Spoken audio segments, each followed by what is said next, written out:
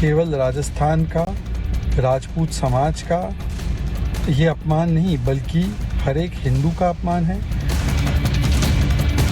कुछ तुच्छ बुद्धि और छोटे हृदय के लोग इस तरह के अपने जो है चर्चाएं करते हैं। मुझे लगता है कि इन चर्चाओं के लिए कोई गुंजाइश भी नहीं है।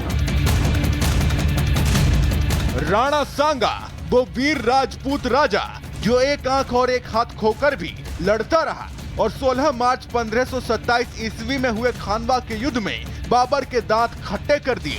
उसी राणा सांगा को अब औरंगजेब फैन क्लब के कुछ लोग गद्दार बता रहे हैं। राज्यसभा में वीर राजपूत राजा राणा सांगा को गद्दार बताने वाले ये सज्जन हैं समाजवादी पार्टी के राज्यसभा सांसद रामजी लाल सुमन, जो औरंगजेब पर छिड़ी बहस से इतने तिलमिला गए कि इतिहास के पन्नों से एक और किरदार राणा सांगा को गद्दार बताकर संसद में नया बखेड़ा खड़ा कर दिया।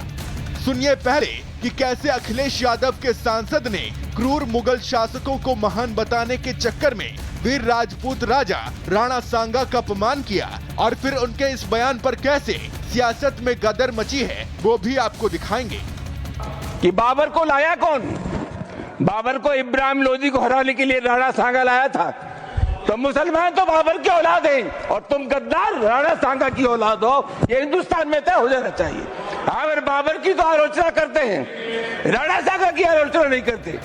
अखिलेश यादव के सांसद रामजी लाल सुमन के गद्दार वाले इस विवादित बयान को बीजेपी राजपूतों का अपमान बता रही है। बीजेपी नेता तो इतने गुस्से में हैं कि पूरी समाजवादी पार्टी और पार्टी के मुखिया अखिलेश यादव को कटघरे में खड़ा कर रहे हैं। बीजेपी के लोग किस बात पे बहस कर रहे हैं? उनके बड़े बड़े नेता जिन्होंने संविधान की शपथ ली, वो किस बात की बहस छेड़ना चाहते हैं? औरंगजेब की बहस छेड़ना चाहते हैं। तो अगर रामजी सुमन जी ने भी इतिहास का कोई पन्ना पलट दिया, जिस पन्ने में अगर इस तरह की भाव लिखा होगा, 200 साल पहले, 100 साल पहले हम लोगों ने तो इतिहास लिखा नहीं। इतिहास किसने लिखा है? इसलिए भारतीय जनता पार्टी से पूरे उत्तर प्रदेश की हमारी समाजवादी पार्टी की तरफ से निवेदन है कि इतिहास के पन्ने ना पलटें। जो लोग आक्रांता थे, जिन लोगों ने भारत की आस्था पर प्रहार किया, जिन लोगों को भारत और भारतीयता से नफरत थी, जो भारत की बहन बेटियों की इज्जत पे हाथ डालते थे, जिन्होंने भारत की सनातन संस्कृति को रौंदने का कार्य किया था, जो आक्रांता बनकर के भारत की आस्था को कुचल रहे थे, वे भारत के लिए कभी आदर्श नहीं हो सकते, भारत के नागरिकों के लिए कभी आदर्श नहीं हो सकते। दरअसल ये बहस इसलिए शुरू हुई है क्योंकि अखिलेश यादव के सांसद ने राज्यसभा में कहा कि राणा ने बाबर को दिल्ली में आक्रमण करने का निमंत्रण दिया था और इसी निमंत्रण को पाकर मुगल भारत में आए और पहले मुगल शासक बाबर ने दिल्ली में आक्रमण किया। जबकि कई इतिहासकार ये मानते हैं कि दिल्ली के शासक इब्राहिम लोदी पर आक्रमण करने के लिए राणा सांगा ने बाबर को पत्र नहीं भेजा था। कई संदर्भों से पता चलता है कि पंजाब के गवर्नर दौलत खान ने बाबर को दिल्ली में आक्रमण करने के लिए पत्र लिखे थे ताकि दौलत खान दिल्ली के सुल्तान को कमजोर कर सके और दिल्ली को अपने शासन में मिला सके। लेकिन जिस तरह से समाजवादी पार्टी के सांसद रामजी लाल सुमन ने राणा सांगा को गद्दार बताया है, उससे देश भर में विरोध बढ़ता जा रहा है। जनता की समस्याओं को लेकर के चर्चा केंद्र बना हुआ है। वहाँ सदन के अंदर जनता के मुद्दों को लेके लड़ना है। इस नाते जनता चुन करके भेजती है सांसद और विधायक। लेकिन ये लोग कोई बाबर की बात करता है, कोई राणा सांगा की बात करता है, लेकिन समाजवादी पार्टी का एक भी नेता रोहिणी आयोग की रिपोर्ट जो 27% आरक्षण को बांट करके सबको देने की बात है, जो पिछड़े समाज के लोग हैं, उस पर चर्चा नहीं करते। जिस तरह से समाजवादी पार्टी के सांसद ने राणा सांगा के ऊपर न सिर्फ अभद्र टिप्पणी की है, बल्कि वो काम किया है जो वास्तव में इस पार्टी की ताबूत की आखिरी कील साबित होगी। महाराणा सांगा और उसके बाद उनके वंशज महाराणा प्रताप पूरी की पूरी पीढ़ियां मुगलों के साथ युद्ध करते हुए, उनको हराते हुए अपना जीवन खपा दिया और उनको गद्दार कह रहे हो? शर्म आनी चाहिए।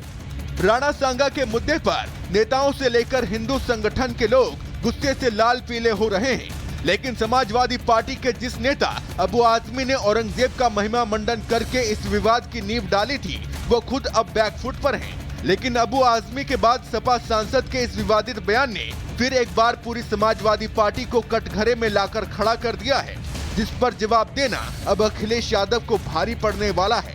Bureau report, Republic Bharat. देश की सियासत में इन दिनों एक नई बहस छिड़ गई है। ये बहस है कि गद्दार कौन है, क्योंकि औरंगजेब को मानने वाले लोगों ने तो हद ही कर दी है। राणा सांगा जैसा, आप सोचिए, वीर राजपूत योद्धा जिसके शरीर पर 100 घाव होने के बावजूद बाबर से लड़ता रहा, उसे अब औरंगजेब को मानने वाले लोग गद्दार बता रहे हैं। देखिए रिपोर्ट।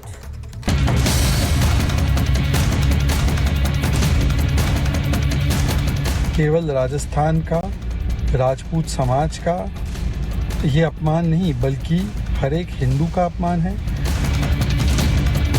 कुछ तुच्छ बुद्धि और छोटे हृदय के लोग इस तरह के अपने जो है चर्चाएं करते हैं। मुझे लगता है कि इन चर्चाओं के लिए कोई गुंजाइश भी नहीं है।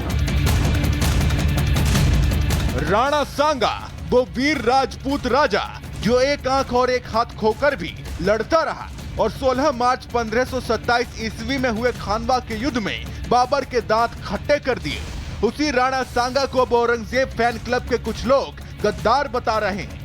राज्यसभा में वीर राजपूत राजा राणा सांगा को गद्दार बताने वाले ये सज्जन हैं समाजवादी पार्टी के राज्यसभा सांसद रामजी लाल सुमन, जो औरंगजेब पर छिड़ी बहस से इतने तिलमिला गए कि इतिहास के पन्नों से एक और किरदार राणा सांगा को गद्दार बताकर संसद में नया बखेड़ा खड़ा कर दिया। सुनिए पहले कि कैसे अखिलेश यादव के सांसद ने क्रूर मुगल शासकों को महान बताने के चक्कर में वीर राजपूत राजा राणा सांगा का अपमान किया, और फिर उनके इस बयान पर कैसे सियासत में गदर मची है वो भी आपको दिखाएंगे। कि बाबर को लाया कौन? बाबर को इब्राहिम लोदी को हराने के लिए राणा सांगा लाया था। तो मुसलमान तो बाबर की औलाद हैं और तुम गद्दार राणा सांगा की औलाद हो, ये हिंदुस्तान में तय हो जाना चाहिए। अगर बाबर की तो आलोचना करते हैं, राणा सांगा की आलोचना नहीं करते। अखिलेश यादव के सांसद रामजी लाल सुमन के गद्दार वाले इस विवादित बयान को बीजेपी राजपूतों का अपमान बता रही है। बीजेपी नेता तो इतने गुस्से में हैं कि पूरी समाजवादी पार्टी और पार्टी के मुखिया अखिलेश यादव को कटघरे में खड़ा कर रहे हैं। बीजेपी के लोग किस बात पे बहस कर रहे हैं? उनके बड़े बड़े नेता जिन्होंने संविधान की शपथ ली, वो किस बात की बहस छेड़ना चाहते हैं?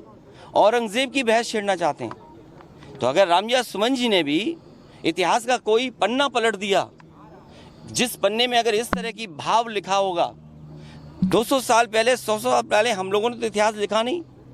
इतिहास किसने लिखा है? इसलिए भारतीय जनता पार्टी से पूरे उत्तर प्रदेश की हमारी समाजवादी पार्टी की तरफ से निवेदन है कि इतिहास के पन्ने ना पलटें। जो लोग आक्रांता थे, जिन लोगों ने भारत की आस्था पर प्रहार किया,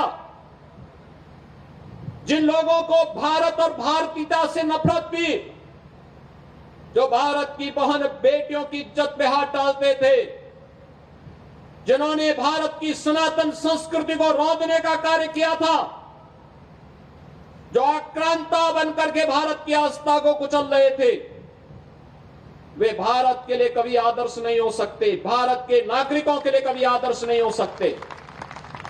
दरअसल ये बहस इसलिए शुरू हुई है क्योंकि अखिलेश यादव के सांसद ने राज्यसभा में कहा कि राणा ने बाबर को दिल्ली में आक्रमण करने का निमंत्रण दिया था और इसी निमंत्रण को पाकर मुगल भारत में आए और पहले मुगल शासक बाबर ने दिल्ली में आक्रमण किया। जबकि कई इतिहासकार ये मानते हैं कि दिल्ली के शासक इब्राहिम लोदी पर आक्रमण करने के लिए राणा सांगा ने बाबर को पत्र नहीं भेजा था।